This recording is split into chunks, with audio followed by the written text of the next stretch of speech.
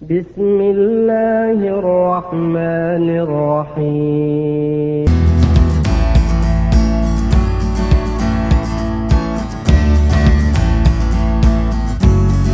Assalamualaikum warahmatullahi wabarakatuh.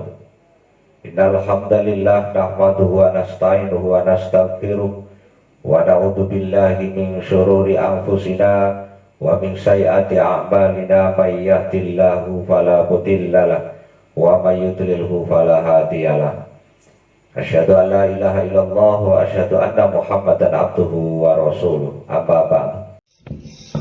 Baiklah, anak-anakku sekalian dan para subscriber Syarif Rosa Channel dimanapun Anda berada, kita berjumpa lagi pada pembelajaran pendidikan agama Islam dan budi pekerti tentang berpedoman pada sumber hukum Islam.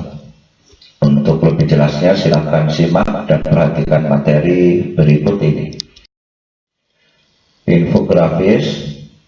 Semua siswa diharapkan mampu menjelaskan, memahami dan memperhatikan 1. Al-Quran dan isinya, 2. Sunnah atau hadis, 3. Ijtihad, 4. Hikmah menjadikan Al-Quran, hadis dan ijtihad sebagai sumber hukum Islam. Yang selanjutnya, amati dan perhatikan gambar berikut ini. Gambar 1, gambar 2, itu maksud dan maknanya apa dari gambar-gambar tersebut. Silahkan kalian kreasikan dalam pemikiran kalian dan catatkan pada buku pembelajaran kalian masing-masing sebagai tugas portofolio pada pembelajaran kali ini. 1. Kita bahas tentang Al-Quran. A. Pengertian Al-Quran. Secara bahasa, Al-Quran berarti dari kata qara'a, yang memiliki arti bacaan atau yang dibaca. Sebab Al-Quran merupakan kitab yang wajib dibaca dan dipelajari oleh yang mengimani kebenarannya. Adapun secara istilah, Al-Quran merupakan firman Allah Subhanahu wa Ta'ala yang diwahyukan kepada Rasulullah Muhammad SAW melalui malaikat Jibril, ditulis dalam mushaf dan diriwayatkan secara mutawatir.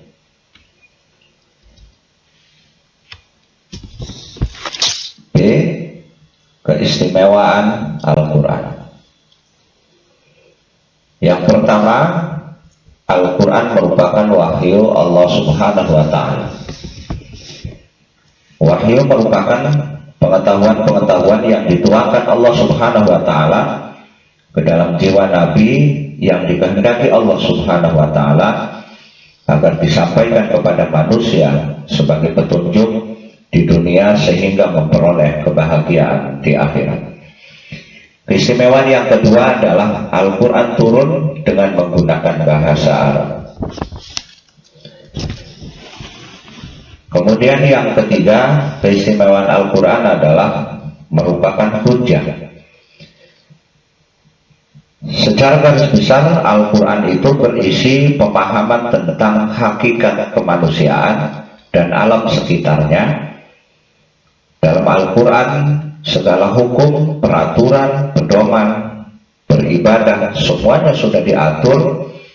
Oleh karena itu, sebagai umat Nabi Muhammad SAW, jadikanlah Al-Quran sebagai hujjah. Keistimewaan yang keempat adalah Al-Quran sebagai mukjizat terbesar Nabi Muhammad SAW dan bukti kenabian Nabi kita, Nabi besar Muhammad SAW.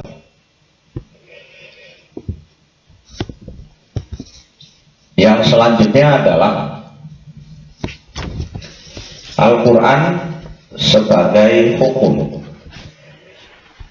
Ajaran Islam merupakan agama yang menuntun umat Islam untuk memperoleh jalan hidup yang benar guna meraih kebahagiaan dunia dan akhirat. Al-Quran adalah kitab samawi terakhir dan yang paling sempurna sebagai pedoman hidup manusia karena berisi hukum yang sangat lengkap. Yang C, kandungan Al-Quran. Al-Quran diturunkan secara berangsur-angsur selama kurang lebih 23 tahun kepada Nabi Muhammad SAW, terdiri dari 30 juz dan 114 surat. Adapun pokok kandungan Al-Quran meliputi 5 hal sebagai berikut. 1. Tauhid. Tauhid adalah mengesahkan Allah, merupakan visi utama dari ajaran Islam. Yang kedua adalah ibadah. Ibadah dalam hal ini dipahami sebagai aktivitas yang menghidupkan tauhid dalam hati serta meresapkannya ke dalam jiwa. Ibadah pada dasarnya merupakan manifestasi rasa syukur kita kepada Allah Subhanahu wa Ta'ala dan sebagai konsekuensi menjadi khalifah fil ardh. Yang ketiga, kandungan Al-Quran adalah janji dan ancaman. Orang yang mengimani Al-Quran adalah orang yang beramal soleh, yang dijanjikan pahala dan surga. Sementara itu orang yang mengingkari Al-Quran akan diancam dengan siksa. Yang keempat, kandungan Al-Quran adalah jalan mencapai kebahagiaan dunia dan akhirat. Al-Quran banyak berisi prinsip-prinsip dan aturan-aturan hukum. Di antara prinsip-prinsip dan aturan tadi, ada yang mengatur hubungan manusia dengan Allah Subhanahu wa Ta'ala, ada pula yang mengatur hubungan sesama manusia. Hablum minallah wa hablum minan nas. Yang selanjutnya, kandungan Al-Quran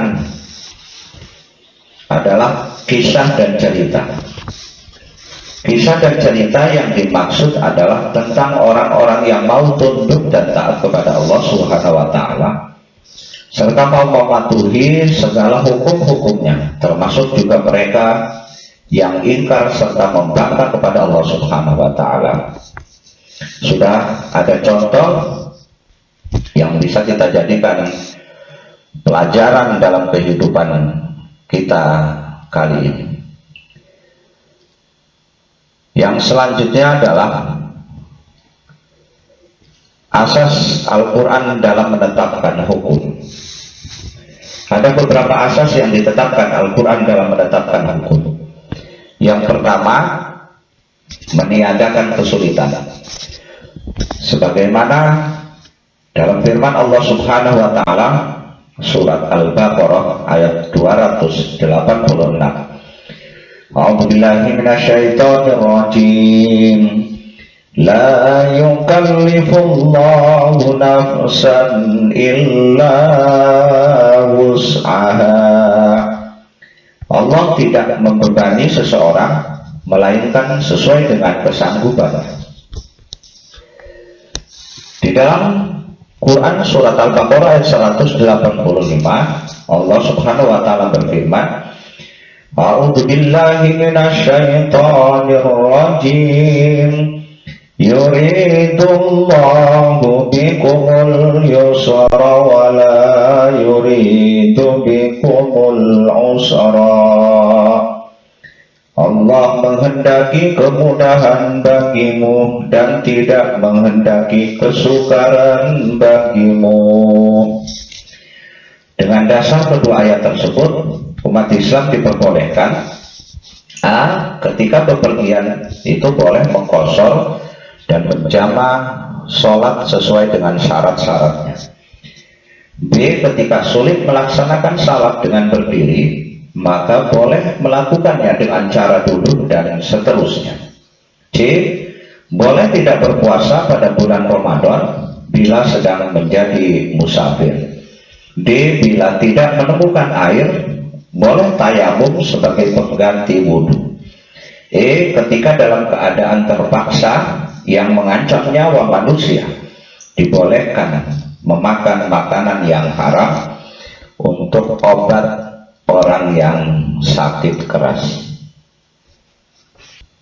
Sebagaimana firman Allah Subhanahu wa taala dalam Quran surat Al-Maidah ayat 101 yang artinya, wahai orang-orang yang beriman, janganlah kamu menanyakan kepada nabimu hal-hal yang jika diterangkan kepadamu justru menyusahkan kamu. Jika kamu menanyakan ketika Al-Quran sedang diturunkan, niscaya akan diterangkan kepadamu. Allah telah memaafkan kamu tentang hal itu, dan Allah Maha Pengampun, Maha Penyantun. Yang ketiga, bertahap dalam penetapan hukum. Sebagaimana sudah dicontohkan dalam masalah haramnya minuman keras.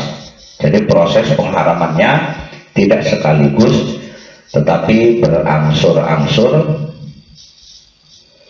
sebagaimana dalam Quran surat Al-Baqarah ayat 219. Kemudian Allah menurunkan ayat berikutnya surat An-Nisa ayat 43. Itu adalah sebagai salah satu bentuk bahwa Allah Subhanahu wa taala ketika memberikan sebuah hukum, dalam menetapkan hukum untuk kita semua, itu tidak sekaligus, tetapi prosesnya berangsur-angsur.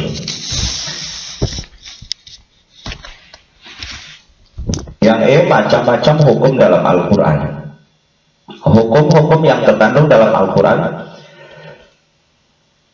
secara garis besar terbagi dalam 3 kelompok. 1. Hukum i'tiqadiyah atau akidah, yaitu hukum yang berkaitan dengan masalah keimanan dan kepercayaan. Hukum ini tercermin dalam rukun iman. Ilmu yang mempelajarinya disebut ilmu tauhid atau ilmu kalam.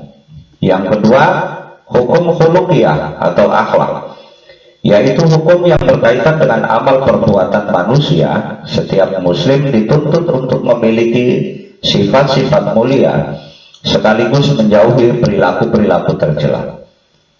Ilmu yang mempelajarinya disebut ilmu akhlak.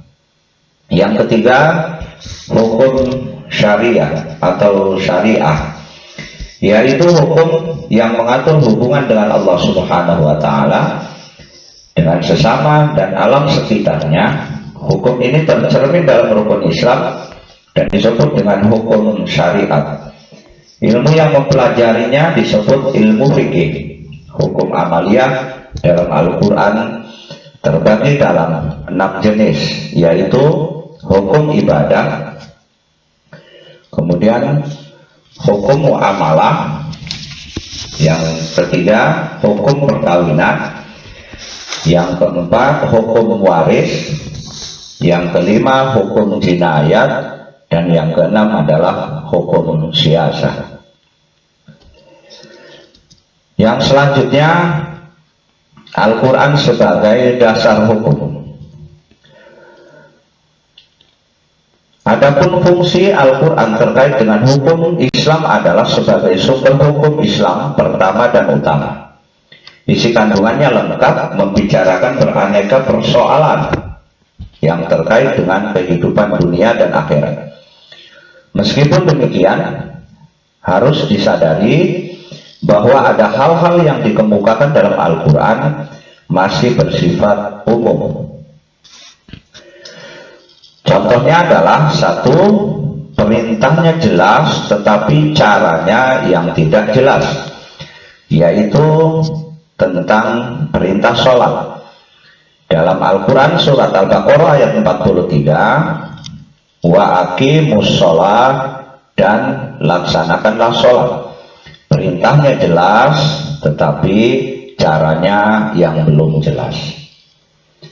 Yang kedua, perintahnya jelas tetapi ukurannya juga tidak jelas. Contoh dalam Al-Quran surat Al-Baqarah 43, wa atuz zakah, tunaikanlah zakat.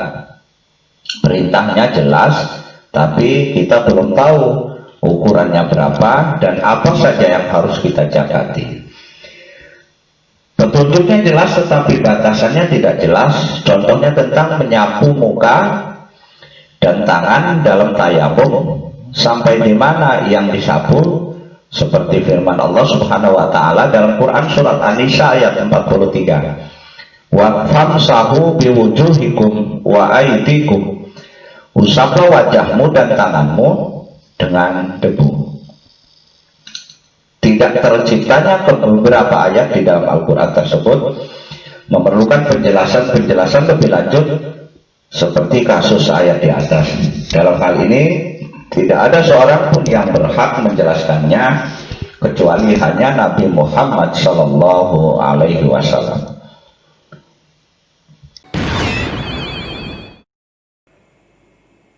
Demikian materi yang dapat saya sampaikan.